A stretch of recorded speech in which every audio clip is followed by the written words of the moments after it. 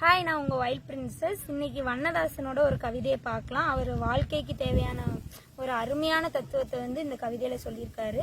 வாங்க கவிதைக்குள்ளே போகலாம். எனக்கு ஒரு கணக்கு இருந்தது. இன்று பூக்கும் எல்லா மொக்குகளையும் நேற்றே பறித்துவிட்டு கரையேறினேன். குளத்திற்கு ஒரு கணக்கு இருந்தது. நேற்று பறிக்க கொடுத்த மொக்குகள் போக இன்று மலர அது தன்வசம் வைத்திருந்தது சில மாயப்பூக்களை. வெயிலுக்கு மிகவும் பிடிக்கிறது நீர்வாசம் ததுமும் அவற்றை. இந்த கவிதையோட எனக்கு ஒரு நேரடி தொடர்பு இருக்குது. அது என்ன அப்படின்னா, மாஞ்சோலையில் என் வீட்டு முன்னாடி ஒரு மல்லிகைப்பூ செடி இருக்குது. அதில் எப்போவுமே சாயந்தரம் நான் பூ பறிப்பேன். அந்த பூவை பறித்து தான் கெட்டுவேன். எப்போவுமே எல்லா பூவையும் பறிச்சிருவேன். எல்லா பூவையும் பறித்து நான் கெட்டிட்டேன்னு நான் நினைப்பேன். ஆனால் காலையில் எஞ்சி பார்த்தா அதில் எப்படியாவது ஒரு 4 பூவாவது அதில் பூத்துருக்கும். ஸோ அதுதான் இந்த கவிதையை படிக்கும்போது எனக்கு ஞாபகம் வந்தது. இப்போ நான் இந்த கவிதைக்குள்ளே போவோம். எனக்கு ஒரு கணக்கு இருந்தது. இன்று பூக்கும் எல்லா மொக்குகளையும் நேற்றே பறித்துவிட்டு கரையேறினேன். குளத்திற்கு ஒரு கணக்கு இருந்தது. நேற்று பறிக்க கொடுத்த மொக்குகள் போக இன்று மலர அது தன்வசம் வைத்திருந்தது சில மாயப்பூக்களை.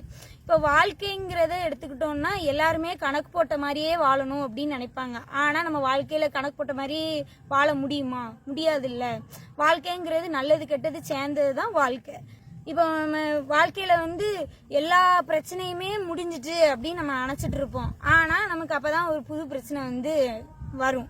அதே மாதிரி நல்லது எடுத்துக்கிட்டோம் அப்படின்னா நம்ம லைஃப்ல நல்லதே நடக்காது அப்படின்னு நம்ம நினைச்சிட்டே இருப்போம். இந்த குளத்தை பாருங்க, எல்லா பூவையும் பறிச்சிட்டாலும் நமக்குன்னு ஒரு பூ இருக்குல்ல. அதே மாதிரி வாழ்க்கையில நல்லதே நடக்காதுன்னு நினைச்சிட்டு இருக்கும்போது நம்ம வாழ்க்கையில நல்லது நடக்கும்.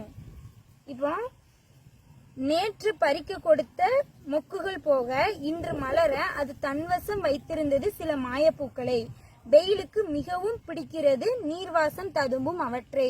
இதுல என்ன அப்படின்னா, எல்லா மொக்குகளையும் பறிச்சுட்டேன்னு நான் கரையேறினாலும் சூரிய ஒளிப்பட்டு காலையில அந்த நீருக்குள்ள இருந்த தாமரை என்ன செஞ்சு மேல எழும்பி பூத்துச்சு. அதே மாதிரி நம்ம லைஃப்லயும் நமக்கு ஒரு பூ பூக்கும். அத்தனைக்கு பிறகும் ஒரு பூ பூக்கும். கண்டிப்பா நம்ம லைஃப்ல நம்ம முன்னேறும். நம்ம லைஃப்ல ஒரு அதிசயம் நடந்தே தீரும்.